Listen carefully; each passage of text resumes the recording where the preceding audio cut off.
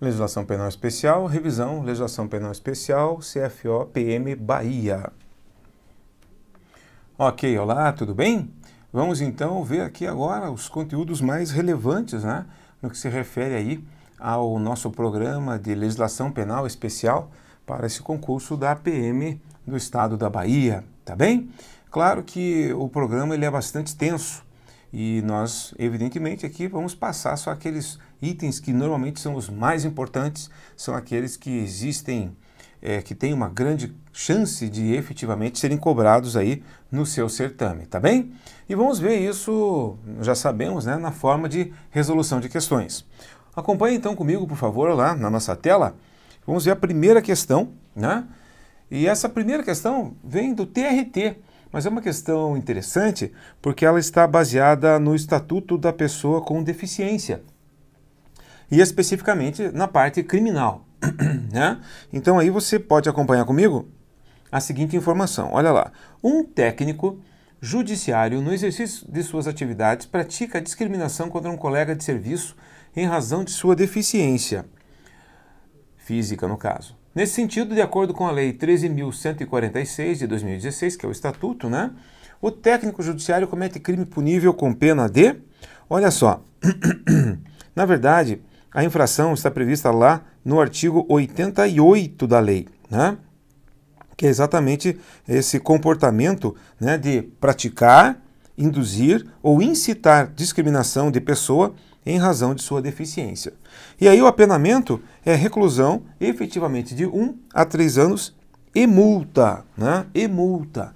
Então significa dizer que cabe, no que se refere a esta infração, que é cabível então aí a suspensão condicional do processo, que é um instituto previsto lá no artigo 89 da Lei dos Juizados Especiais Criminais Estaduais, que é a Lei 9.099 de 26 de setembro de 1995. Então, resposta direto, né, é letra A, e ali eu só peço a você que complete, é o artigo 88 da lei, ok? Prosseguindo aqui, então, do Estatuto da Pessoa Portadora de Deficiência. Aqui peguei uma questão da OAB, né? E como nós temos ali o tema também das prisões, prisão temporária, perdão, então eu trouxe para você essa questão, olha lá.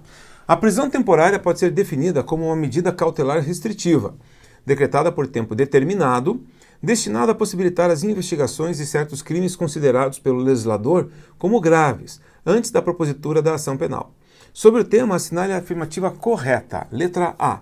Assim como a prisão preventiva pode ser decretada de ofício pelo juiz após requerimento do Ministério Público ou representação da autoridade policial. Negativo. A prisão temporária não pode ser decretada de ofício.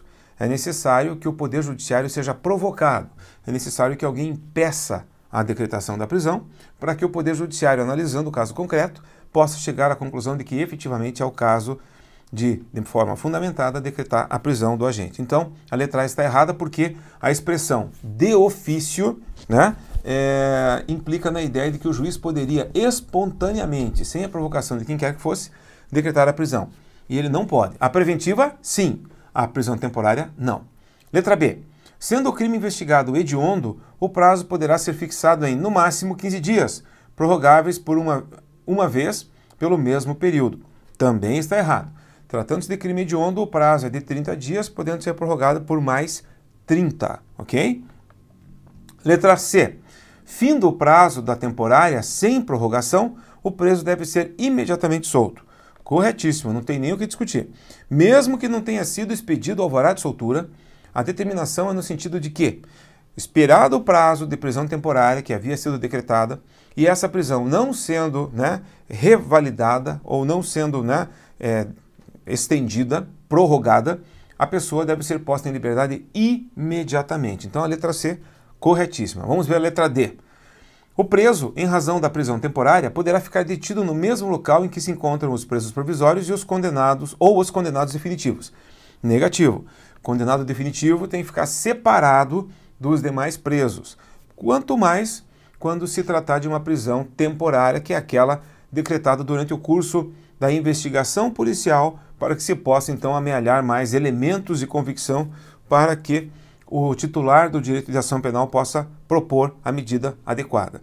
Então, não se pode misturar preso temporário com condenados definitivos, tá bem? Então, está errada a letra D. Resposta da questão, letra C. Vamos ver a próxima. Funversa, 2015, Polícia Civil, Distrito Federal, papiloscopista. Ainda sob prisão temporária, né, que está com base na Lei 7.960 de 1989. Caberá a prisão temporária quando for imprescindível para as investigações do inquérito policial e houver fundadas razões de acordo com qualquer prova admitida na legislação penal de autoria ou participação do indiciado no crime de... Olha, os crimes ali que estão previstos ou são crimes considerados menos graves, né?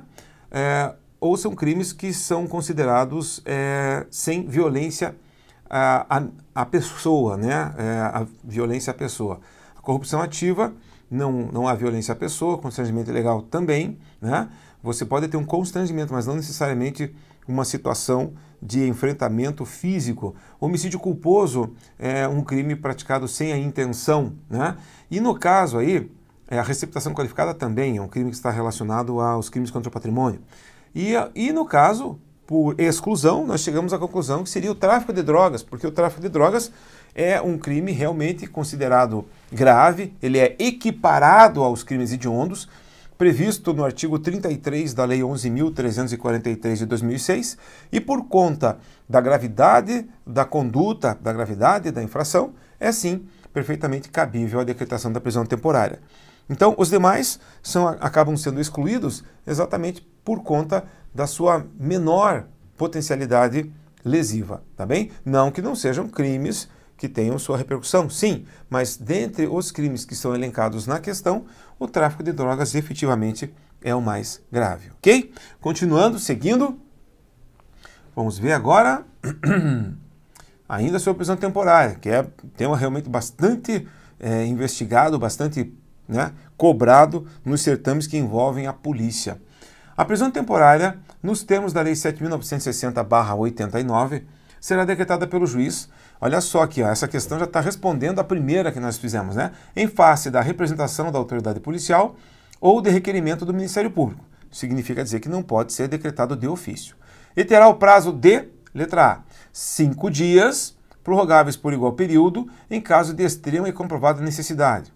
Está correto. Não se tratando de crime hediondo ou a ele equiparado, o prazo para a duração da prisão temporária é de 5 dias. E esse prazo pode ser estendido, pode ser prorrogado, mediante decisão judicial devidamente fundamentada. Lembrando que as decisões judiciais devem ser, como regra, fundamentadas conforme determina o artigo 93, inciso 9 da Constituição Federal. Tá bem? Vamos ver as outras alternativas. Letra B, 10 dias prorrogáveis por igual período, desde que autorizado pelo juiz do caso. Não porque a lei deixa claro. 5 dias, né, prorrogável por igual período, no que se refere a crimes que não sejam considerados hediondos ou a eles equiparados, e 30 dias no caso dos crimes hediondos, né?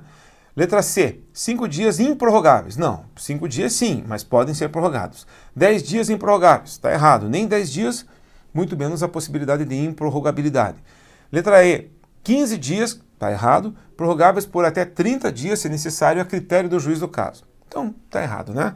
Já sabemos, resposta da questão, letra A. Próxima, vamos ver. TJ do Ceará, questão de 2014, confeccionada pela CESP, técnico judiciário. Ainda sobre prisão temporária, olha lá.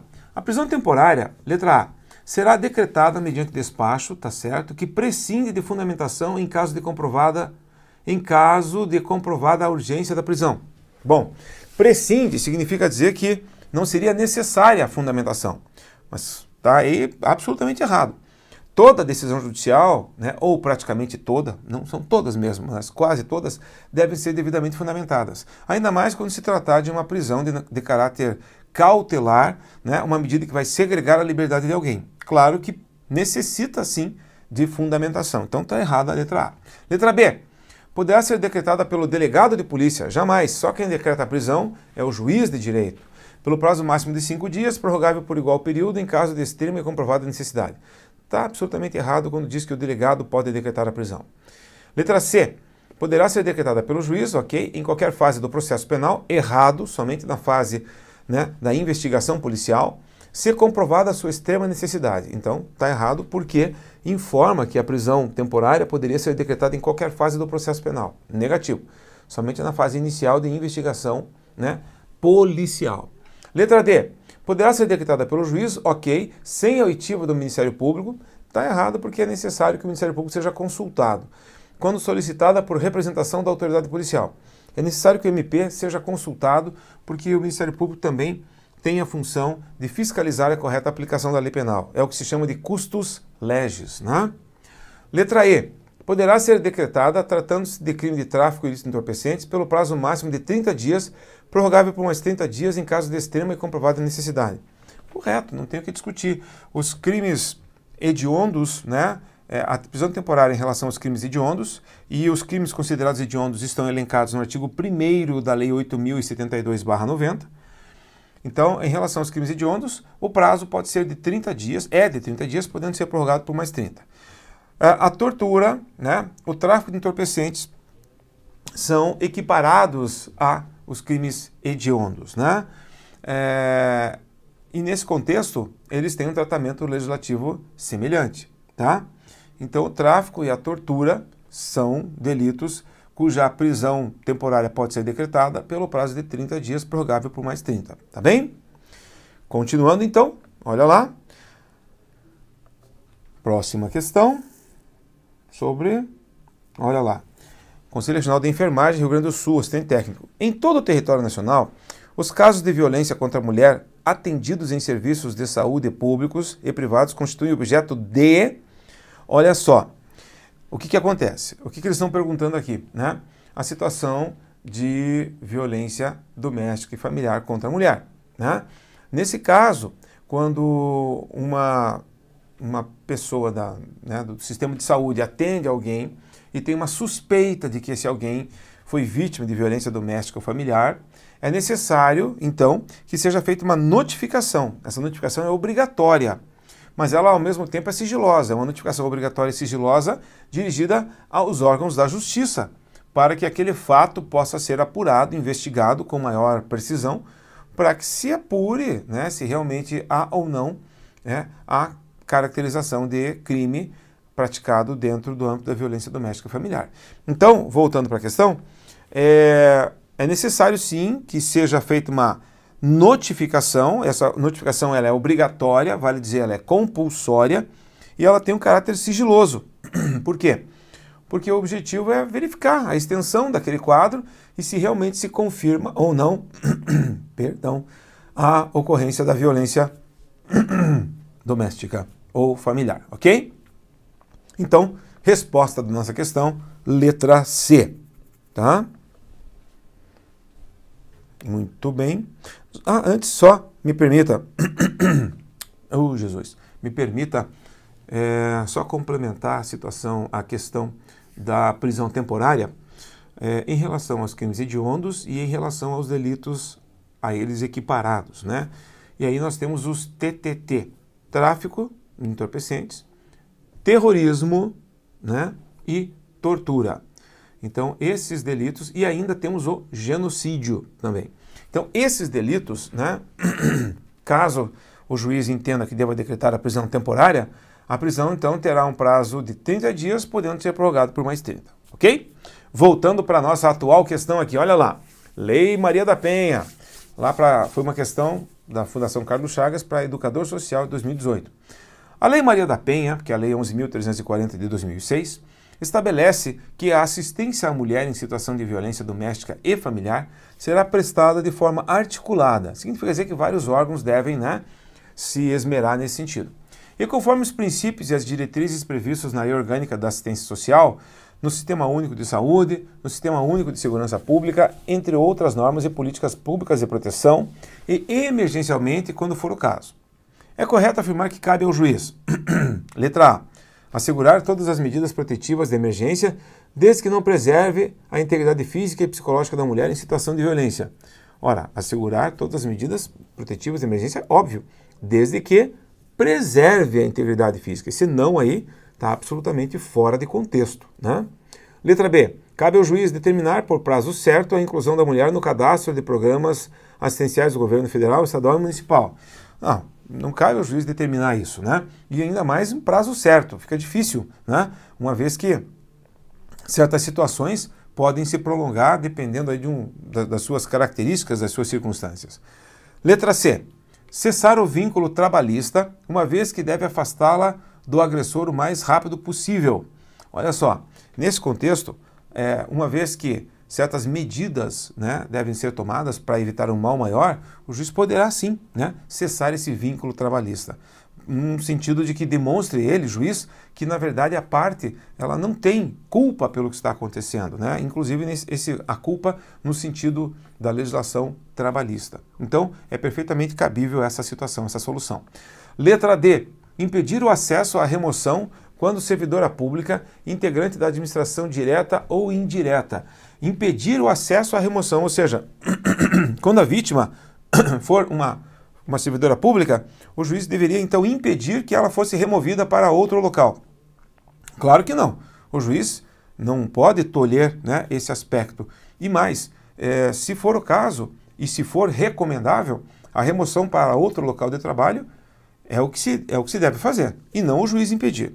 E letra E, excluir os serviços de contracepção de emergência, a profilaxia das doenças sexualmente transmissíveis e da síndrome da imunodeficiência adquirida, né? Ou seja, de repente a mulher foi vítima de violência física e sexual, e é claro que o juiz não pode excluir esses serviços, muito pelo contrário, né? O juiz tem que tomar todas as medidas cabíveis e necessárias para manter a saúde, tanto física quanto psicológica, da vítima. Então a letra E também está absolutamente errada, ok? Vamos adiante? Mais uma vez, Lei Maria da Penha. De acordo com o artigo 5º da Lei Federal 11.340 de 2006, configura a violência doméstica e familiar contra a mulher qualquer ação ou omissão baseada no gênero que lhe cause 1. Morte ou lesão, 2. Sofrimento físico, sexual ou psicológico, 3. Dano moral ou patrimonial. Quais estão corretas? Realmente todas, né? Todas. Todas elas são formas, né, expressões de violência que podem ser praticadas contra a mulher. E nesse contexto, o que acontece? Nesse contexto, nós temos que a Lei Maria da Penha procura coibir, procura impedir exatamente que essas medidas, que essas condutas, né, sejam praticadas. Tá bem? Então, a resposta da questão, letra E, porque todas essas formas, né, de violência são repelidas pela Lei Maria da Penha. Tá bom? Próxima questão. Opa, perdão, bons estudos. Enfim, aqui nós finalizamos então esse primeiro bloco. Eu procurei focar na prisão temporária e também na Lei Maria da Penha, porque a Lei Maria da Penha nem se discute, né? A Lei Maria da Penha está em voga, né? Infelizmente, né, por conta da violência que se espalha pelo nosso país de ponta a ponta. E para os integrantes das carreiras policiais, essa lei é extremamente importante, né? E em relação à prisão temporária, também, porque a prisão temporária ela é realizada no contexto da investigação policial, né? Ou seja, naquela fase inicial, na fase do inquérito, a gente chama de persecução penal. Mas a persecução penal ela abrange tanto a fase policial quanto a fase judicial. Mas o importante da prisão temporária é que, efetivamente, ela deve ocorrer somente nessa fase inicial das investigações, da coleta de provas e dados a respeito da autoria e materialidade de uma infração penal. Tá bem? Espero que esses exercícios tenham sido úteis para você e vamos nos encontrar no próximo bloco. Tá bem? Até lá!